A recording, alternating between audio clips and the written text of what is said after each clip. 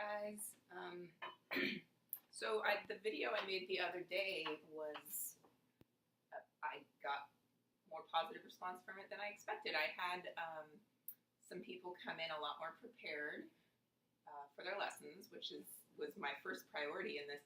And then I also had some people tell me that the most helpful thing for them was seeing me struggle as I worked on it, because they felt like they were the only ones who had that happen in their lesson, or in their practice time, and if they were struggling with it, then that meant that they weren't a very good cellist. But it was helpful for them to see that everybody struggles, and honestly, that never changes. You just struggle over more difficult music. It's still a daily struggle, so you're in good company. So today, I am going to talk about organizing practice time, which I think is probably difficult for everybody. And I'm in a particularly difficult challenge in that regard right now, because I'm doing this audition, and I don't know if you can see, I know everything's backwards on my laptop computer, but this is the audition list here. A movement of Bach, a movement of a concerto, and 15 or so orchestral excerpts. So my challenge has been trying to figure out, I can't get through all of that in one day, so how do I schedule my time?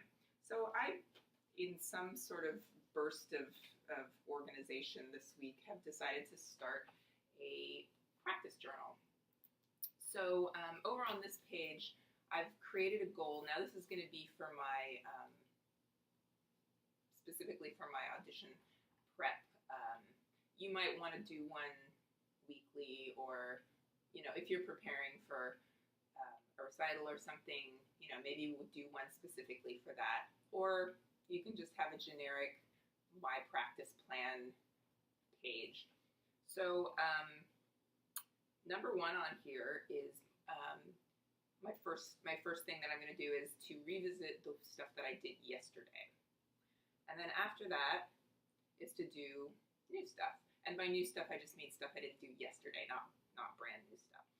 And I've categorized my audition rep priorities down here. This orchestra has done something that I've never seen before on the audition excerpt list.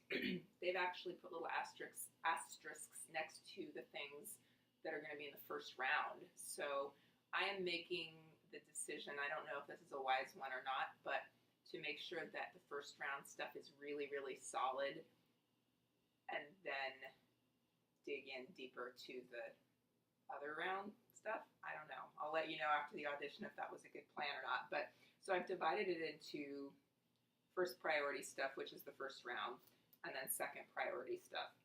And so when I work on the things that I didn't work on the day before, I've told myself to include one from the second priority list and then work on the rest of these. So, for example, yesterday, I just started this yesterday, so there's not a lot on here, but yesterday I worked on Mendelssohn Midsummer Night's Dream, and I did some fast drills on a few little sections. I also went through it slowly for intonation, and I did some, and when I say fast, I mean not up to tempo, but kind of like middle ground. And I did the fast drills on the parts that were really giving me issues. I can show you what I did in a second. And then I did some Don Juan excerpts, and I wrote down that on measure 35, there's an elementary school kids playground behind me, and they're loud, so I'm going to close this. And then I worked on measure 35 at 90 beats per minute.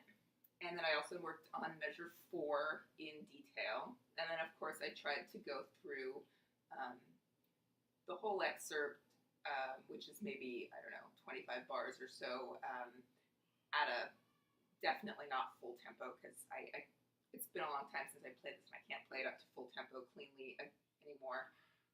And then I worked on Beethoven 7, and I put my metronome marking there.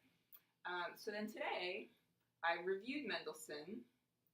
I did more of the same. I got it up one more beat per minute today. And then I'm doing more of Don Juan. I haven't written that down yet. Same spots, because those are my trouble spots. And I'm on the side of my music always. For my students, you may have seen this, and I might be writing this in your music.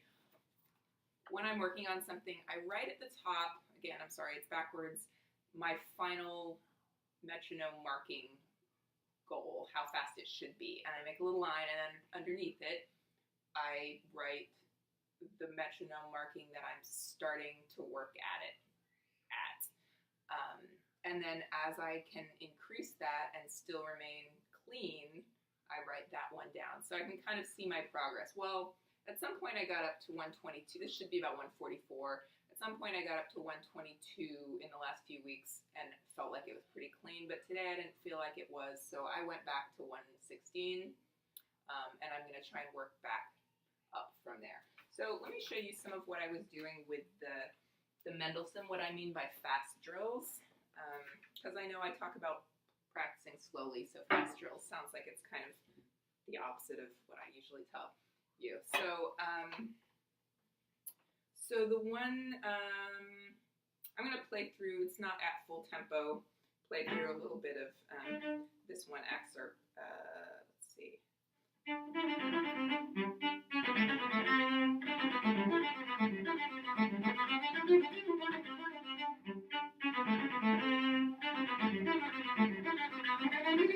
Yeah, see, okay, well that's one of my spots right there.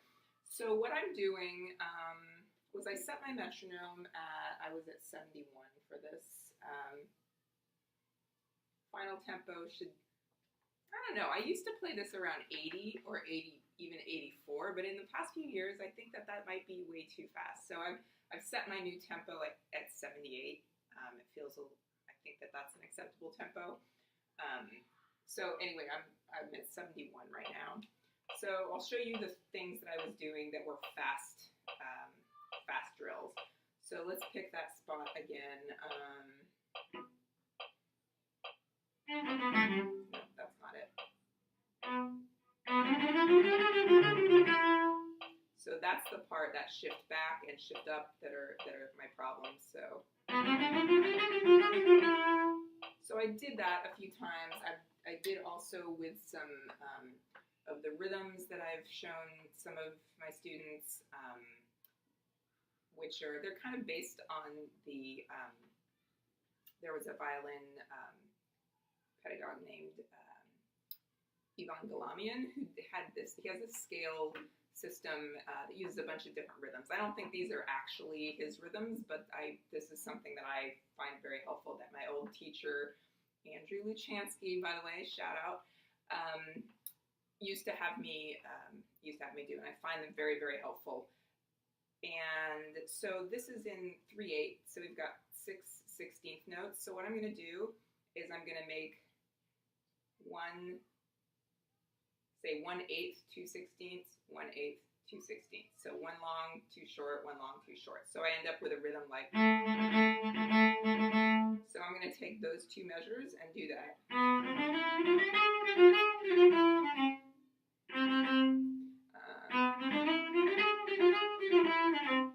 All right, and then I might reverse that. So.